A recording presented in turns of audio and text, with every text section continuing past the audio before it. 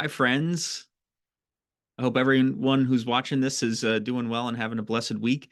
My name is Jack Teroni. I'm the pastor here at Faith United Methodist Church in the Stroudsburg area, and it's my pleasure to welcome you to Faith Talks, where we're diving into some of the most important and pressing questions of our faith.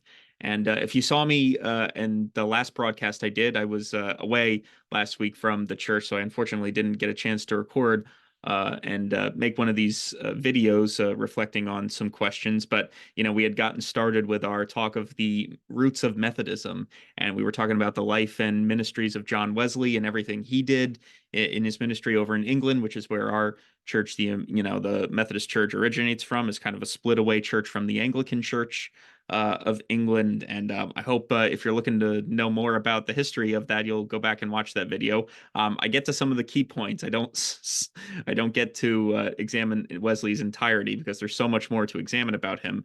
But today I want to focus on something specific: the United Methodist Church, the arguably largest sect of Methodism that exists in our world today. And as I said in the last video, the reason I want to do that is because this very week, the entire UMC from all over the world is gathering in Charlotte for a general conference. And this is where, like I said, we all come together and we, have deliberations about the legislation we make up. We talk about the church's future. We decide, our things like our social principles and our general agencies. And I'll get more into that in a few minutes. And so much more happens. And we're actually one of the few churches that has the entirety of the world. Like, so every Methodist in the world comes together, in certain other mainline Protestant denominations. It's not done exactly that way. You have it split up amongst countries or certain regions of the world. And that's actually one of the bits of legislation that is on the table at this general conference for the UMC, is to regionalize our church regions. And I think that will be, and have them vote on legislation that will be specific to their needs and societies and their understandings of things. And there's so much more to it than what I'm giving you. It's so much more in depth than that. But that's the gist. That's the gist of everything. And so I wanted to dive a little bit more into the history of the United Methodist Church and some of its structure a bit today, because if you're going to be paying attention to this conference, or if you're, wondering, how is the, higher up United Methodist Church formulated, other than the local churches, maybe you've just seen one driving by, or maybe you've been a member of one, but it's more just about the local church setting, which is very, very key, but you don't know much about the greater denomination. This is a good place to start. And I'll be focusing on two of these pamphlets that I have that I find are really helpful. It's one of them is about being United Methodist, so it explains a bit of the church process, and then this one here talks about the history of the church. And so, if you're looking for these pamphlets, summarize them really well, and it's not too much reading. And so, if you just want to know, little bits and pieces about it, I can get that to you.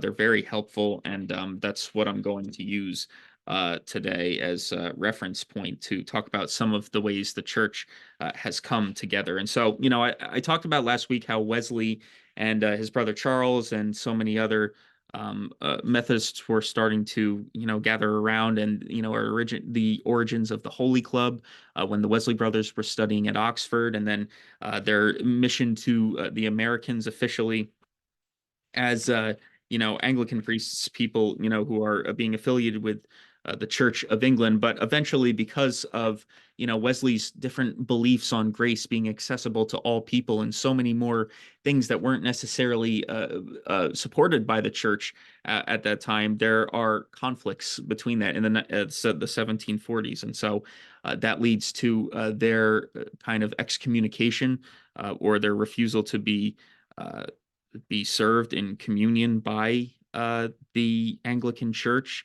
And then it leads to trying to organize their beliefs in their revival of it elsewhere. That brings them to the Americas, where Wesley formulated what's called the circuit system, where preachers who he, was ordaining, because he was trying to make the ordination process a little easier, because they needed preachers. They needed preachers to serve these, settlements and these colonizations that were going on in the Americas. And so as they were doing that, he began to organize traveling preachers who would preach at one church one Sunday, then move on to another, and slowly in a circuit. That's actually the origins of the Methodist itinerant system that we have today. Anyone knows or who is familiar or knows and is a part of a Methodist church knows that the higher up denomination usually are annual conferences, which are made up of district superintendents and then eventually one bishop, and they have a cabinet together that way. They decide where the pastors serve, and it can be, for about 4 or 5 years is the average time.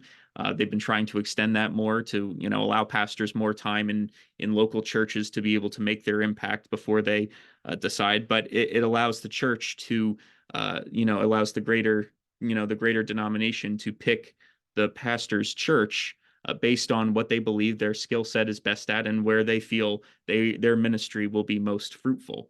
So that's an origin of that is, Wesley's idea that preachers need to be itinerant. They need to be able to move from one place to another. They need to be adaptable and be able to serve in a greater spot. So that leads to, this whole kind of further organization of the general conferences and annual conferences. The first one took place in 1744 between the Wesleys and their preachers, not exactly a annual or general conference as we know it today in the United Methodist Church, but conferences like that were going on at that time, and then you see how they're starting to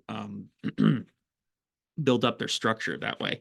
And it actually became a little dangerous for the Methodists as we moved through the American Revolution, because Wesley was a loyalist, which meant he supported England during the American Revolution. And so when he and many of the other ministers went back to England afterwards, in support of them when the American colonies were beginning to revolt, it caused quite a problem for the Methodists who were doing ministries here in the Americas. But Francis Asbury, who was a close supporter of Wesley and someone who was a key founder of the Methodist movement here in the Americas, was the one who stayed and really continued to build up the numbers of Methodism and everything. He brought it to about, I think it was about 15,000 Methodists in the American colonies, which was an exponentially more than what they started with.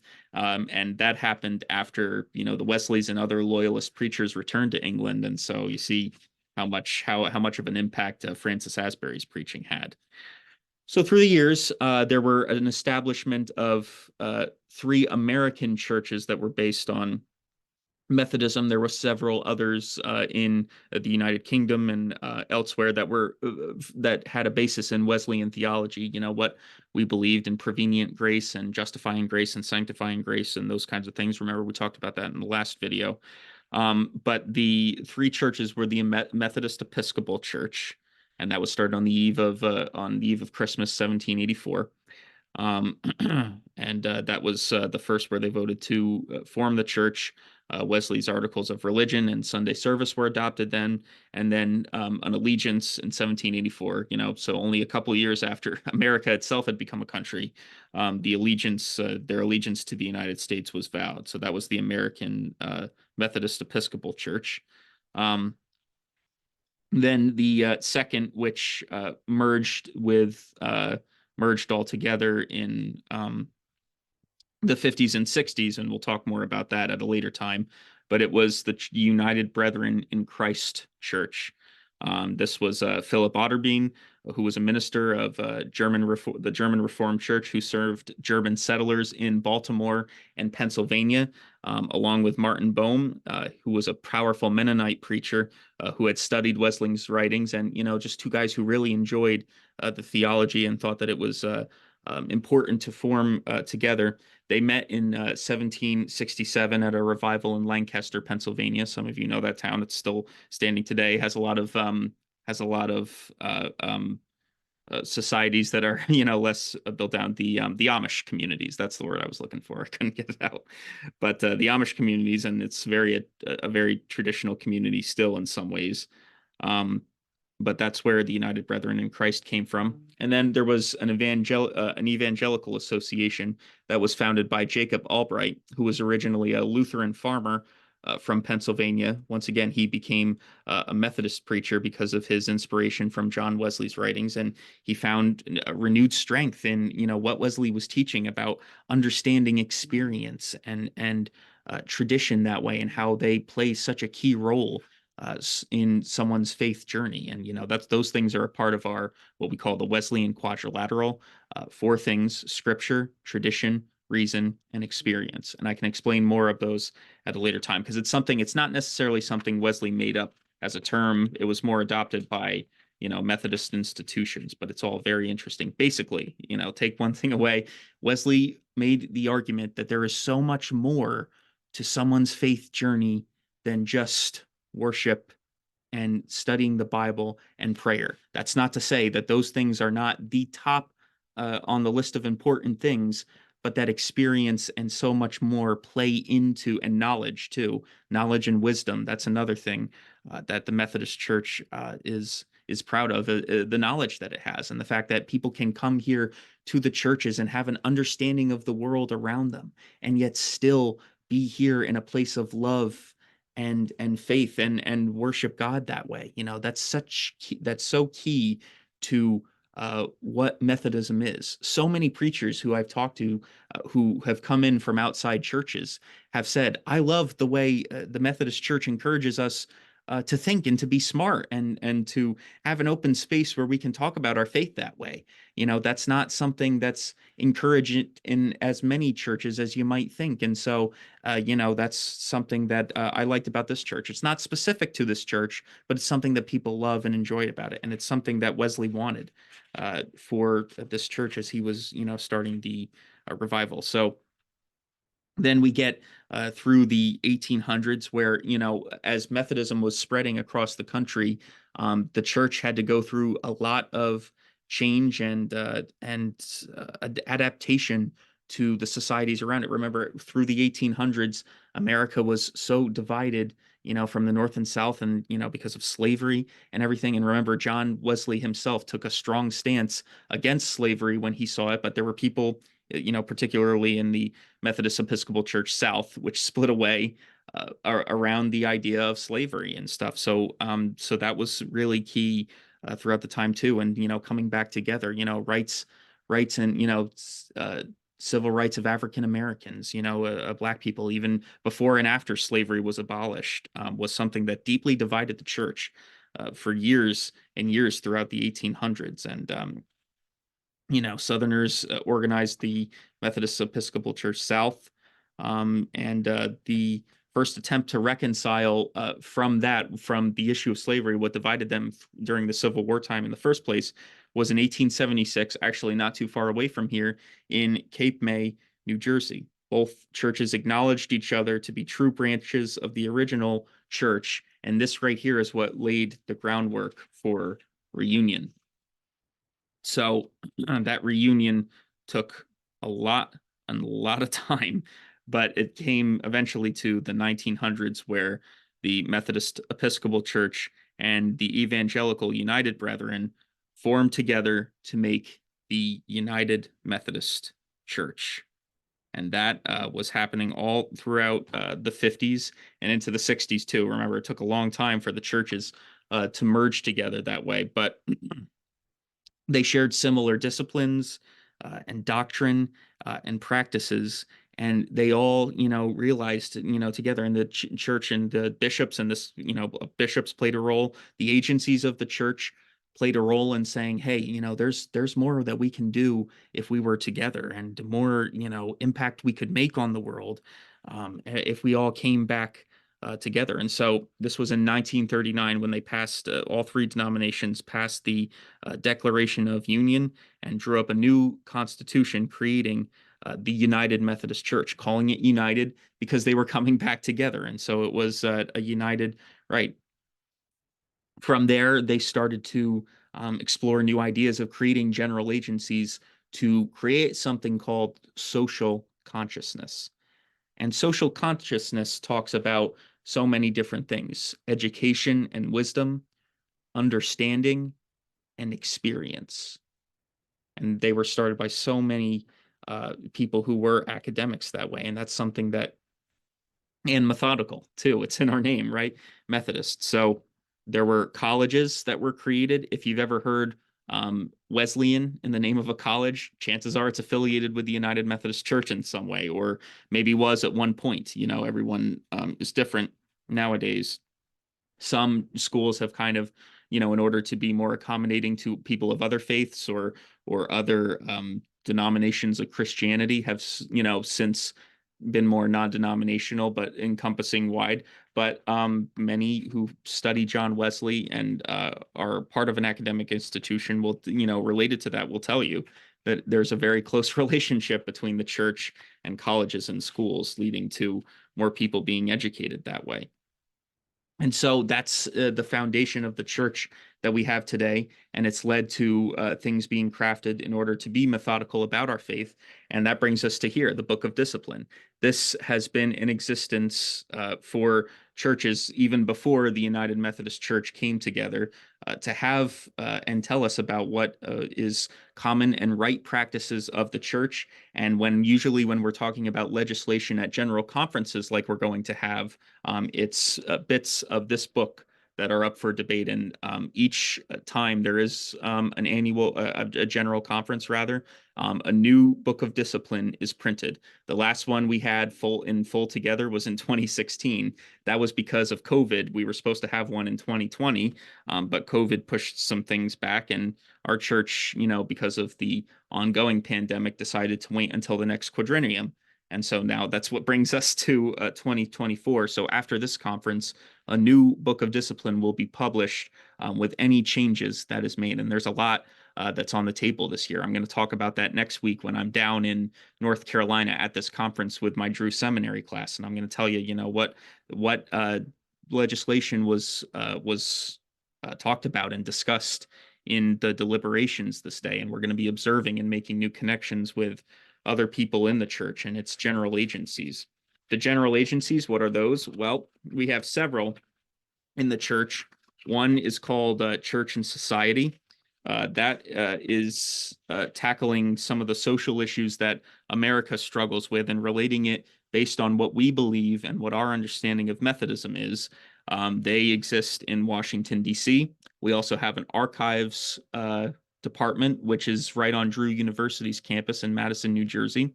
We have discipleship ministries, which is in Nashville, Tennessee. Very knowledgeable about, reaching out to local churches and helping local churches build new members. Divisions of that are young people's ministries and some others. But Nashville is a big Methodist hub. So if you ask me what was the biggest Methodist hub in the United States right now, I'd say it's Nashville. There's no central headquarters of the church, but in the United States, I would say Nashville has a lot of our discipleship ministries and some of our other agencies there. So great place to check out if you're ever in, Nashville or want to learn more about those ministries. They're really great. And so, you have the upstanding that way. You have the understanding of our creeds and what we call our social creed, which was passed many years ago in the 70s, which talks about how we communicate our faith out to the world. And it starts here with, we believe in God, creator of the world, and in Jesus, the redeemer of creation. And then goes on to say, we affirm the natural world as God's handiwork. We joyfully receive for ourselves and others the blessings of community, marriage, sexuality, and family.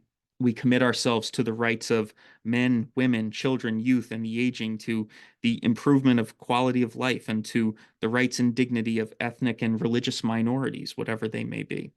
Goes on, we believe in the right and duty of persons to work for the good of themselves and for others, and in the protection of their welfare in so doing, in the rights to property as a trust from God, collective bargaining, and responsible consumption, and in the elimination of economic and social distress, right? So this is our creed in which we follow to create a wonderful and beautiful society.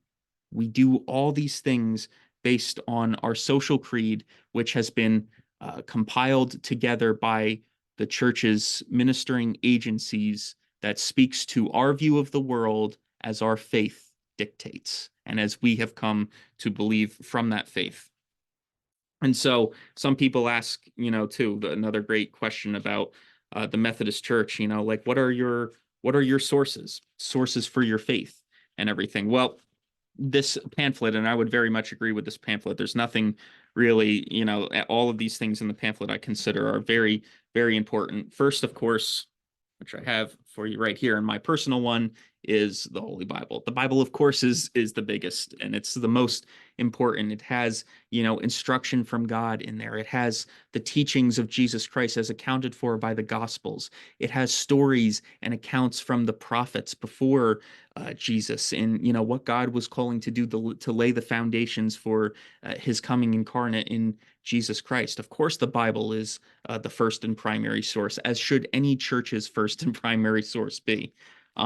Another one is the founder of our faith, John Wesley. His sermons were renowned for being so impactful and meaningful, and are what have laid the foundations for our discipline today. If you want to get a copy of John Wesley's sermons, this is a great place to start. It doesn't have every single, I believe it doesn't have every single one of his sermons, but most of them, and what we take from the most, the big ones, are right in here. And you can get this on Amazon. It should be available at any wholesale book company. It's written by Albert Outler and Richard Heitzenrader, who are Methodist scholars in their own right, have published a lot of excellent books and stuff, and I encourage you to just look them up and read any single one of their books. And the next, of course, is our church's Book of Discipline. You're looking for specific church literature. Here's a good place to start. You can learn a lot from just the functionings of the higher up church. If you just, download, there's PDFs of it online. I'm not sure if you could get it as like a Kindle version or something, but this is also for sale at Cokesbury, which is our Methodist publisher.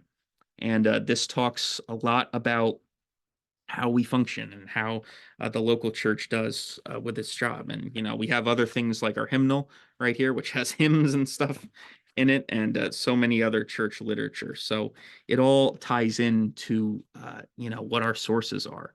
And that's, where the foundations of faith begin. So much emphasis on all these things.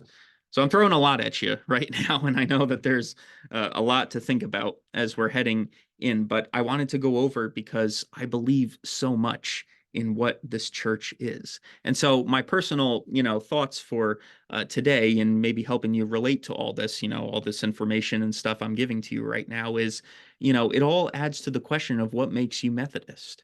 And I've heard, like I said previously, I've heard so many ministers who are now serving this church, who came from outside this church, who said, yeah, I love the people here. I love how open they think about these things. I love how honest they are about their faith.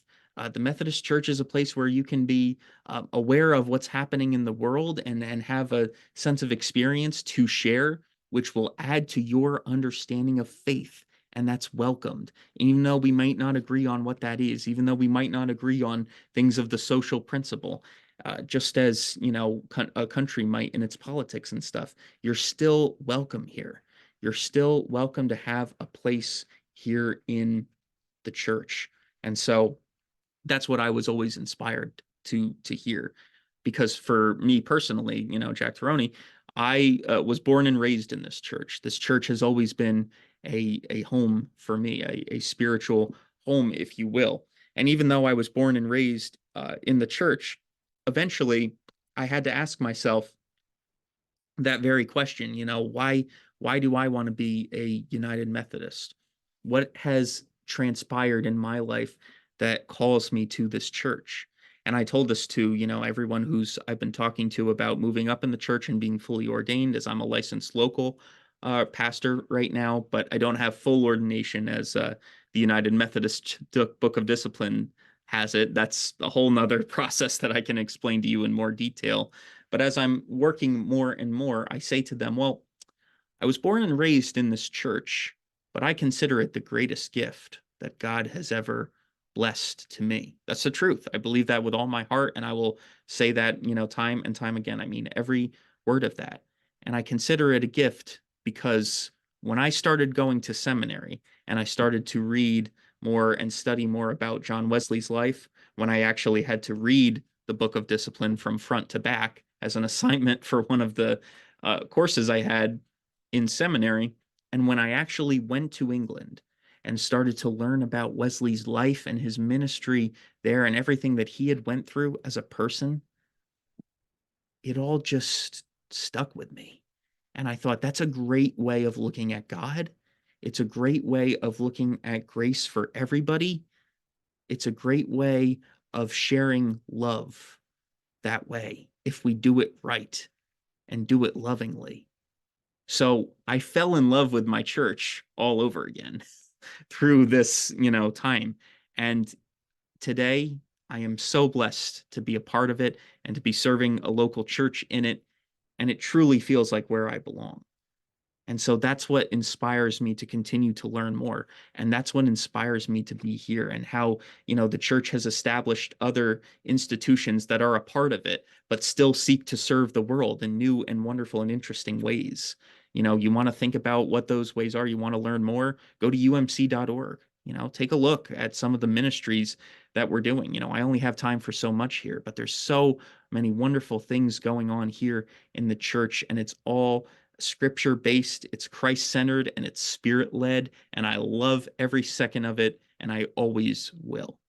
And I'm hoping and praying, like I said, we have some big decisions to make at this general conference that's starting this coming week, about how we're going to, word certain of our social principles, how we're going to understand our world moving forward, how we're going to adapt better. And, those will be big decisions that will dictate, what the success of our church will be and where our church goes. Because, anyone who watches the news knows it's currently in the midst of a schism because of certain beliefs on human sexuality and everything. And so, that's going to be a tough talk that we're going to have to debate, together. But if we do it so lovingly, it will happen and we will be blessed because of it. If we do it lovingly, that is hard to do. It might be you might think it's the easiest thing to do. Well, I would say it's the hardest thing to do. And my hope for our church, as wide and diverse as it is kind of like, I don't know if any of you have ever seen the movie Remember the Titans. It's Denzel Washington. I think Disney made it, and it's a really great movie about a racially diverse football team. Back some time ago. I don't know. I don't remember exactly when it is. It's been a while since I've watched the film. But Denzel Washington is giving a pep talk to the team as they're doing one of their early morning runs, and I'm hoping that the church by this point is much more taking a strong stance against any kind of racism and being more diverse that way. And we understand that and hope that that doesn't get the best of us even here in the local church. But that's what Denzel is talking about. But he says something really interesting that I'll never forget. He says, take a look here and take a lesson about what happens when people don't come together. He's over a Civil War graveyard, by the way, when he's saying this. He says, I don't care whether or not you guys like each other, but you will respect each other. And maybe we can play this game, he says, like men. Why don't I change it to say like people? That's my whole hope for the church as we move through our deliberations, as a denomination, that even if we disagree about where the church should go moving forward, even if we don't agree even about just little things like regionalizing different sections of the church and can kind of restructuring that way, through all those talks, through everything, even the controversial things, maybe we don't like each other, maybe we don't love each other as we're called to do in the Bible, but I hope that we can, at the very, very least, respect each other and play this game, do this ministry like people, like loving people, like forgiving people, like graceful people that God calls us to be in so many different scriptures throughout this book. The loving and love your neighbor scriptures outnumber everything else by a tenfold. And so it's my hope that we can still continue to do that wonderfully and beautifully and lay out a wonderful, reverent path through this world and be a shining light for this world that needs faith and that needs wonderful and caring grace. That's my hope. And I hope that you'll join me in watching and keeping an eye on the deliberations, and you'll, see what's going on with the General Conference, and you'll, keep an eye about keep an eye on things and try and understand it better. Because the more even the most local church people understand what's going on with the whole church, they need to, because they are a part of it. Like anything else, the decisions that are made here impact them. And, please, if you have more questions, ask me or ask someone else who you might be close with who knows this kind of structure or everything. Make your voices heard, ask questions so you can understand it better. And eventually, just like maybe voting in a democracy or something, make your voice heard so that we know where we stand and that we can make decisions based on that. It's going to be so key moving forward. And so that is my prayer for us this day. I'm going to ask that you join me in prayer as I close this video here. Gracious and loving God, I thank you for bringing us joy and redemption, hope, love, and peace through the sacrifice of your Son, Jesus the Christ, on the cross. He inspires us every single day, we know, to be wonderful people, to build a church over these rocks. And so help us to do that and help us to work to better this church even more so. This UMC denomination we have established in your name and in the name of those who we believe were some of your best servants, protect it and guide it as it moves through this time of deliberations, and help it to do so with love and understanding and joy and all the wonderful things that can come from it. We continue to pray for those things, and I pray that you guide us and hold that love close to our hearts every step of the way. And if we do, and if all of us recognize that and let it out, everything will be okay. And we will be blessed now and forever. I pray this all in the name of your beautiful Son, Jesus the Christ. Amen. Friends, I hope that you found this video meaningful and helpful in some way. I hope that you learned a little bit from it. And I hope maybe it brought up some more questions that you want to learn more about. When we continue to do those things and let those questions come out, we learn more and we're blessed because of it. So may that be so for you this day and this week. I hope you have a great rest of your day. And we're praying for you, and anything you need. This church here at Faith is here for you in those ways. I hope and pray, as is our mission. So with that, all that shared, blessings and keep the faith. We'll see you later.